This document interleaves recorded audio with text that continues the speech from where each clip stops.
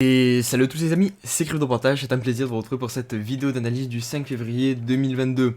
Qu'attendez-vous pour être abonné à la chaîne YouTube CryptoPartage? Regardez la dernière vidéo, je vous disais Bitcoin enfin prêt à exploser, un gros pump arrive.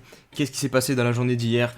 Regardez cette magnifique bougie de breakout, une bougie qu'on n'a pas eu depuis hyper longtemps sur le BTC, puisque vous le voyez dans cette chute, vous pouvez chercher, il n'y a aucune bougie de cette envergure haussière sur le Bitcoin. Nous sommes passés de 37 000 $ à quasiment 41 600 $ exactement.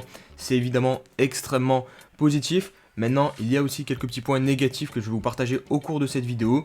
Je vais vous donner tout simplement mon avis à la fameuse question que tout le monde va se poser, je pense, ce matin, c'est est-ce qu'on relance enfin un mouvement haussier ou non?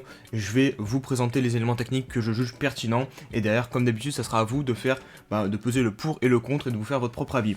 N'oubliez pas de mettre tout de suite un gros pouce bleu à la vidéo et un petit abonnement, que ce soit sur la chaîne YouTube et mes différents réseaux sociaux. Et on part tout de suite pour la vidéo.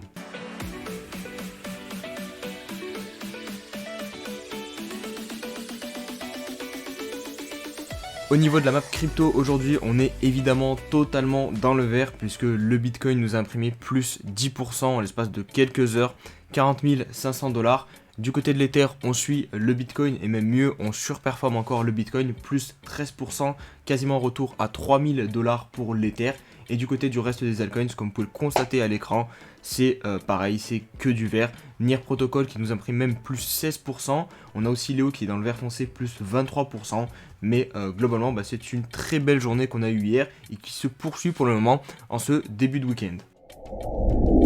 Allez, on se retrouve tout de suite sur les graphiques. Je pense que je passerai pas de news aujourd'hui dans les vidéos, histoire de vous sortir la vidéo le plus rapidement possible, parce que je pense qu'aujourd'hui, ce qui vous intéresse vraiment, ça va être l'analyse technique et analyser donc ce pump sur le Bitcoin. Donc on va attaquer tout de suite dans le vif du sujet. Je vais faire un gros focus sur le BTC. On va commencer en partant du mensuel, en essayant de retenir donc les niveaux qui peuvent être importants sur le Bitcoin. Alors ce trait là, je pense pas que ça soit sur du mensuel, donc hop, voilà, je vais retirer. Donc sur le mensuel, qu'est-ce qu'on a à retenir? On a ce niveau donc des 35 000 $ qui correspond au dernier point bas mensuel qui est très important et qu'on ne doit pas perdre. Pour le coup, on réagit plutôt bien dans cette zone-ci puisque vous le voyez, on a une mèche ici et là on est en train de repartir à la hausse. Donc pour le coup, au niveau mensuel, c'est plutôt positif ce qui est en train de nous arriver. Et si on devait retenir donc un niveau sur le mensuel, c'est le niveau des 35 000 $. On a aussi ici la clôture du mois de juillet qui peut servir potentiellement de résistance. Et vous le voyez, pour le coup, on est actuellement bloqué dessus, 41 500 $. Donc ça peut être un niveau technique important à retenir aussi.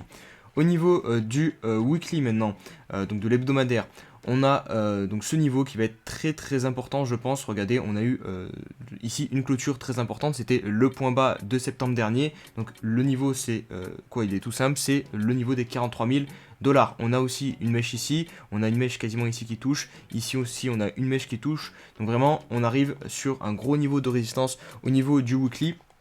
Et clairement pour être un peu plus bullish sur le weekly, j'aimerais quand même voir une clôture au-dessus de ce niveau. Parce que vous le savez, je vous le dis souvent, un support quand on le perd, derrière on vient le valider comme résistance. Donc là, qu'est-ce qu'on pourrait faire si on prenait l'œil des bears? On pourrait uniquement en fait venir faire le pullback ici sur l'ancien support, valider la résistance et ensuite venir et dégueuler. Donc vous voyez, en intro de vidéo j'étais assez bullish. Alors oui, je le suis toujours, mais il faut quand même nuancer. Il y a aussi des éléments techniques qui montrent que potentiellement ça ne peut être qu'un piège haussier et que derrière on va aller plus bas. Je vais vous montrer notamment juste après sur le BTC CME que là aussi il y a pas mal d'éléments qui peuvent aussi nous faire penser que ça soit uniquement un piège haussier. Donc il faut rester calme, il ne faut pas s'enflammer, il ne faut pas courir acheter du Bitcoin non plus. Prenez vraiment le temps de peser le pour et le contre et de suivre votre plan tranquillement parce que évidemment il n'y a pas tout qui est positif, sinon ça serait évidemment beaucoup trop simple. Donc comme je vous disais sur le weekly, le niveau pour moi à retenir c'est ce niveau là, donc des 43 000 $. Donc si on pouvait clôturer au-dessus dimanche soir, ça serait extrêmement positif. Vous le voyez aussi qu'on a le EMA 50 qui est quasiment dans cette zone-ci, donc pareil, et le EMA 21 qui n'est plus très loin, donc on pourrait très rapidement re-sweeper donc les moyennes mobiles en support et plus en résistance, et ça aussi c'est très positif puisque Lorsque nous sommes en bull run ou dans un marché haussier sur le weekly, regardez comme ce qui s'est passé ici, hop, et ben nous sommes au-dessus des moyennes mobiles. Donc tant qu'on reste au-dessus des moyennes mobiles, on peut se considérer un marché haussier. Par contre, quand nous sommes en dessous de ces moyennes mobiles, là pour le coup, bah, c'est plus délicat et nous sommes plutôt dans un marché baissier. Donc pareil, si on veut plus d'éléments qui assurent le fait que nous sommes repartis réellement dans un marché haussier, il faut actuellement vraiment réussir à clôturer au-dessus de 46 800 $ carrément si on veut vraiment récupérer les deux moyennes mobiles que moi je surveille. On descend un petit peu en unité de temps et maintenant on va se positionner sur le daily et c'est là qu'il y a l'élément majeur le plus important, on va pas se mentir, c'est donc cette bougie daily qui est de presque 10% il me semble de hausse, regardez 12% de hausse, je sais pas jusqu'à quand il faut remonter pour voir une telle hausse sur le Bitcoin. Sur le Discord il me semble qu'une personne, Quentin d'ailleurs je te fais la petite dédicace, tu as dit que c'était octobre peut-être, octobre 2021 qu'on avait eu une telle bougie, donc je vais pas commencer à m'amuser à chercher pendant 3 heures non plus la bougie, mais pour vous dire voilà que ça fait quand même assez longtemps qu'on n'a pas eu une bougie de cette telle envergure sur le BTC, et comme par hasard en plus de ça elle tombe pile sous les résistances, sous les niveaux techniques hyper importants. Je vous disais bah voilà il faut breakout ce niveau là, les 40 000 il y avait tout, il y a les moyennes mobiles, il y a la trend qu'on tient depuis le début ici, depuis la TH quoi, globalement. On avait aussi le RSI, mais le RSI c'était les prémices, on l'avait déjà cassé, on l'avait validé comme pullback et vous le voyez là, on est bien parti, donc c'était pour le coup un signal positif, mais on ne pouvait pas se baser uniquement sur lui. Là pour le coup ce qu'on a fait sur le daily c'est extrêmement positif parce que la bougie c'est un maraboujou, vous voyez c'est un corps plein, donc il n'y a pas plus haussière comme bougie, donc vraiment là techniquement on a tous les éléments sur le BTC pour valider cette sortie sur le graphique daily contre le dollar spot, parce que si je vous passe le graphique du BTC CME juste après, je vais le faire, vous allez voir le daily est un peu plus moche puisque le CME a clôturé hier soir. Lui en fait il tourne pas 24 heures sur 24 le graphique contre le CME, donc c'est pour ça que malheureusement le graphique n'est pas pareil et le CME c'est plus réservé aux institutionnels, donc c'est eux globalement qui peuvent plus manipuler le cours, donc il va falloir se méfier un petit peu, mais en tout cas si on prend uniquement le graphique spot du BTC, c'est vrai que c'est extrêmement bullish pour moi. Seul petit point négatif que je pourrais noter c'est peut-être le MA50 qu'on n'a pas encore récupéré, mais là globalement pour moi c'est vraiment très positif. On va voir les volumes, s'il y a eu un petit peu de volume, il y a eu un petit peu de volume aussi qui est rentré, donc bon voilà c'est positif. Alors c'est pas autant que ce qui s'était passé ici sur la première bougie où on avait donc méché et touché le point bas à 32 800 $, mais on a un petit peu de volume, et de toute façon les volumes je vous l'avais déjà dit, par exemple tout ce run ici haussier on l'a fait sans volume. Donc bon, certes dans les bouquins c'est marqué qu'il faut accompagner la hausse des volumes, mais comme vous pouvez le constater, des fois on hausse sans volume, donc c'est à prendre en compte, mais moi personnellement c'est pas non plus l'élément que je vais le plus prendre en compte sur le BTC. Je vais peut-être plus regarder le prix et d'autres éléments. On a aussi eu de positif le franchissement d'une résistance très importante, donc c'était les 39 000 $ qui était aussi l'ancien donc support ici du point bas de septembre. On avait méché pile sur ce niveau là, et là vous voyez on luttait vraiment sous ce niveau là depuis pas mal de temps, on n'arrivait pas à passer, et là hop breakout. Donc pour le coup c'est vraiment un breakout qu'on a sous nos yeux sur le BTC.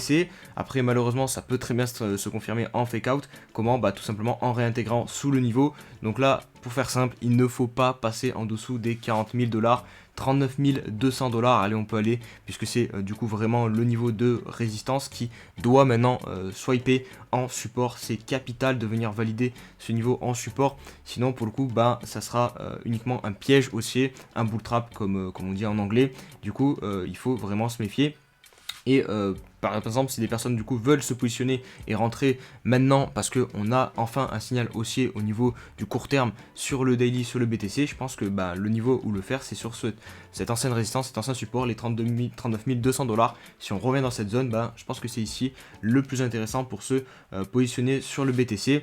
Et moi personnellement j'espère vraiment qu'il va réussir à tenir cette zone-ci et qu'on n'est pas sur un piège, parce que j'ai vu notamment beaucoup d'excitation sur les réseaux sociaux, mais en même temps c'est normal, voilà. Par exemple moi aussi j'ai été le premier à célébrer un petit peu cette reprise haussière du Bitcoin, mais bon voilà, on verra si justement les gens sont encore peut-être trop excités, qu'il faut encore peut-être les calmer et donc venir chercher un nouveau point bas en dessous des 32 800 $, ou si au contraire c'est suffisant pour relancer au moins un move sur le court terme à la hausse. Et je dis bien Enfin, j'ai envie de dire aussi, attention, ne me faites pas dire ce que je n'ai pas dit. Quand je parle de move court terme et même moyen terme, là pour le coup, les probabilités, moi selon la théorie de dos, là je me suis mis sur le weekly, c'est qu'on vienne chercher un point haut, mais par contre un point haut moins haut que celui-ci. Donc, tout simplement parce que ici on a inversé la tendance et que sur le weekly, pour moi, on est en tendance baissière maintenant. Donc là, je m'excite, mais mon plan ne change pas. Je prendrai toujours un petit take profit aux alentours des 50 000 $ et un autre aux alentours des 60 000 $ parce que c'est les deux zones techniques sur le weekly que je juge pertinentes pour venir faire un top de marché sur le BTC. Donc voilà, il faut nuancer mes propos. Oui, je suis bullish au niveau du court terme. Oui, on a enfin des signes haussiers sur le Bitcoin, mais je suis pas en train de m'enflammer et de parler de Bitcoin à 100 000 $. Ça, on verra plus tard. Si jamais durant cette hausse là qu'on pourrait avoir sur le weekly, on vient à faire un nouveau sommet historique, bah, évidemment que voilà, je modifierai mon plan et là pour le coup, bah, on aura des targets beaucoup plus haussières. Mais ça ne m'empêchera pas de prendre des profits à 60 000 $ ou à 50 000 $ puisque les probabilités sur le weekly iront dans le sens que on ira faire un top plus bas que celui-ci. Allez, on va conclure avec le 4 heures rapidement. Donc le 4 ans, on va pouvoir disséquer un petit peu plus le breakout, mais je ne vais pas y passer 50 ans non plus. Donc voilà, le niveau des 39 000 $ qu'on break à la hausse, on passe au niveau du RSI en surachat. Donc voilà, c'est pas forcément le bon moment pour entrer sur le BTC après un move de quasiment du coup plus 12%. Et même si je prends la bougie donc du 3 février, ici on a fait en l'espace du coup de 2 jours plus 16% sur le BTC. On va maintenant passer au graphique sur le CME et c'est là que du coup je vais vous apporter un élément négatif en plus. Donc le CME, c'est tout simplement les contrats futurs que peuvent trader notamment les institutionnels au Chicago Mercantile Exchange. Donc le point négatif, il est là, il est en blanc. Vous le voyez, c'est chirurgical puisque le CME ne cote que de lundi à vendredi. Et surtout qu'avec les institutionnels, donc il y a moins de bougies et le graphique finalement il a l'air plus propre, il y a un petit peu moins de surplus et regardez comme ce niveau justement est capital, les 40 500 $. Vous voyez, c'est vraiment le bottom exact ici. Ici c'est aussi le top, vous le voyez, on a des mèches, donc vraiment ce niveau il est extrêmement pertinent et regardez où on a clôturé hier, pile sous le niveau.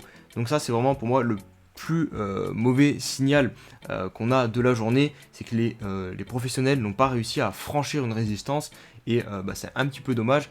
Donc voilà, c'est la chose qui me fait rester un petit peu méfiante et qui me dit attention, on est peut-être sur un piège haussier. Sinon, si on prend un petit peu du recul, franchement, techniquement, c'est magnifique. Je vous ai mis en évidence les trends à chaque fois baissières. En rouge, le niveau, le moment où on break cette trend, là vous voyez avec un gap haussier, une grosse bougie d'impulsion. Là pareil, un énorme maraboujou, on break le niveau, la trendline et on reprend aussi les moyennes mobiles. Ah oui, il y a aussi ce détail là, les moyennes mobiles ici, vous voyez, on est aussi loin de les avoir repris. On bloque aussi sur le EMA 21. Donc ouais, il y a ces deux petits détails, il y a la résistance plus le EMA 21 qui viennent encore freiner réellement une reprise haussière. Et sinon au niveau du RSI, pareil, on peut mettre la petite trend qui descend comme ça à chaque fois, et à chaque fois on a eu au niveau, au moment de la sortie de la bougie, un breakout, et là on l'a aussi, donc ça va faire partie des éléments positifs. Allez, on passe maintenant à l'analyse de l'Ether et je conclurai aussi avec le BNB qui sera donc la crypto du jour. N'hésitez pas à me donner en commentaire vos cryptos pour les prochaines vidéos. Donc l'Ether, bien qu'on ait vraiment un gros pump actuellement, pour moi, il ne faut pas s'exciter non plus, puisque putain, on a fait quand même 40% de hausse sur l'Ether, donc raison de plus de ne pas courir derrière le train et commencer à rentrer ici, alors qu'on est vraiment sur une hausse sans creux, sans venir rechercher des supports. Il faut faire extrêmement attention parce que, alors ok, on a refranchi ce niveau qui pouvait être important des 2700 $, d'ailleurs on avait travaillé un poil sur ce niveau-ci, on récupère aussi le EMA 21, mais pour le coup, pour moi, on n'est pas forcément encore reparti en tendance haussière, puisque le dernier point haut significatif, il est ici sur l'Ether, donc il est très haut, hein, vous allez me dire 3300 et quelques dollars, ça fait beaucoup, mais vu qu'on a chuté lourdement, c'est pas étonnant que derrière, on ait aussi un rebond technique, donc il faut se méfier vraiment pour que les bulls reprennent réellement la main. Moi, j'attendrai vraiment sur le daily qu'on refranchisse au-dessus ce niveau et qu'on le sweep en tant que support, et là, ok, on pourra dire on est reparti réellement sur un gros mouvement haussier au niveau du court moyen terme sur l'Ether. On aura récupéré aussi les moyennes mobiles, casser la trend. Et donc là, on sera vraiment haussier. Donc attention, commencez pas non plus à vous exciter. Attention quand je dis ça, voilà, je suis pas là à vous engueuler ou quoi que ce soit, hein, je vous donne juste mon avis. Hein. Pour moi, je pense qu'il faut vraiment atteindre au minimum les 3300 $. Ici, vous voyez, on va avoir potentiellement aussi gros niveau de résistance sur les 3000 $. Et ensuite, donc, on aura ce niveau des 3300 $. Je vous montre rapidement le weekly puisqu'il va confirmer un petit peu ce que je suis en train de dire. Vous allez voir qu'on a énormément de niveaux importants sur cette zone hein, des 3000 $. Ici, vous avez les clôtures donc, du point bas de septembre. Ici, vous avez la clôture du début janvier qui est aussi aux alentours des 3100 $. Donc pareil, sur les terres, il va falloir réussir à clôturer au-dessus de cette zone pour la revalider en tant que support et pas en tant que résistance. C'est vraiment tout l'enjeu que d'abord cette première bougie weekly sur les terres va devoir, donc qui va clôturer dimanche, va devoir réussir à faire, clôturer au-dessus donc des 3000 $. Et ensuite poursuivre ça sur les prochaines semaines.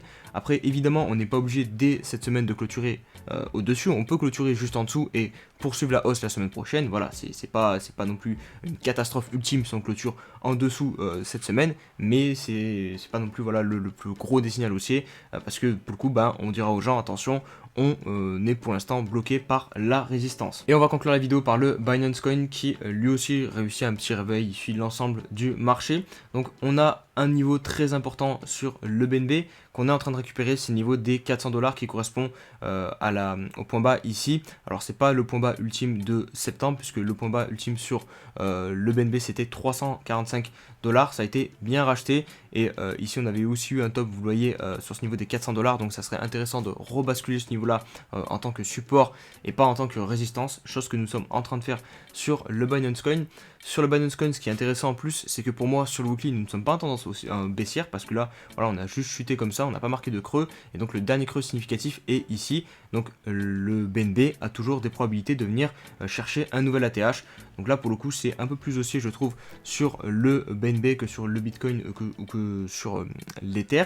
Au niveau du daily, on a aussi quelque chose de très intéressant, là ces deux bougies daily, clairement ça peut marquer une reprise haussière sur le token. Vous le voyez ici, on a cette trend que je trouve assez pertinente. Ici, vous voyez, on était en dessous. Hop, ici, on l'a revalidé comme support. Et là, on était repassé très légèrement au-dessus. Et là, regardez, encore une fois, au contact de celle-ci, hop, on a une réaction et un prix qui redécolle. Donc, c'est intéressant. Au niveau des trends RSI, on a aussi le double signal. Puisque vous pouvez prendre la trend qui relie le point haut ici. On a donc 2 points. Hop, on la casse. Et sinon, plus court terme, vous avez celle-ci qui relie plusieurs points et on la casse aussi. Donc c'est doublement intéressant ici les deux signaux qu'on a sur le BNB. Donc c'est plutôt haussier, c'est plutôt positif ce qu'on a sur le BNB. J'avais oublié aussi rapidement de vous montrer sur le RSI, on a malheureusement franchi à la baisse le niveau 50 et ça historiquement c'est pas top. À chaque fois qu'on le franchit, généralement on passe beaucoup de temps en dessous, donc ça serait intéressant de vite repasser aussi au dessus de ce niveau 50 pour avoir beaucoup plus de confirmation haussière sur le weekly. Pareil, récupérer aussi la moyenne mobile, le MA 21, puisque quand on est en tendance haussière sur les actifs, en général nous sommes au-dessus de la ligne bleue et la ligne rouge. Voilà les amis, ça va être tout pour cette vidéo. J'ai essayé de faire assez rapidement, donc j'ai peut-être oublié quelques petits éléments, mais je suis pas chez moi ce week-end, donc c'est pour ça que je dois faire assez court. La connexion n'est pas aussi très bonne, donc si je veux sortir la vidéo assez rapidement, je suis obligé d'essayer de faire court et condensé. J'ai essayé de vous fournir les informations du mieux que j'ai pu. N'hésitez pas à me suivre sur Twitter et surtout venir sur le Discord, comme ça on pourra en parler un peu plus tranquillement et avec le reste de l'équipe aussi. Voilà, là vous avez les informations principales. Pareil, n'hésitez pas à me dire en commentaire ce que vous en pensez, si on est plus sur un piège haussier ou si réellement on repart à la hausse sur les crypto-monnaies. On va se dire à demain nous pour une nouvelle vidéo. Prenez soin de vous, passez un bon week-end. Allez, ciao ciao.